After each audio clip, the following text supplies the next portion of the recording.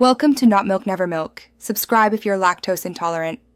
You start by launching Google Maps and immediately choosing directions. Tap the walking icon so Maps calculates pedestrian paths rather than driving roads. This ensures sidewalks and footpaths are prioritized. Enter your destination and glance at the ETA and route options. Once done, pick the route that avoids busy roads or steep climbs.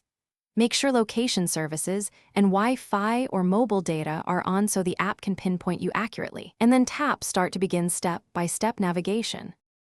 Once navigation begins, follow the turn-by-turn directions and the live directional arrows so you don't miss a subtle turn. You can swipe up on the route card to view alternate paths or adjust for fewer stairs or a quicker route. This is useful if conditions change. Make sure voice guidance is enabled so you can keep your eyes up.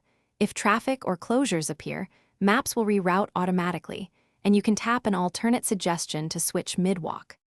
To finish, tap End so navigation stops and Maps logs your walk in your timeline if you want a record.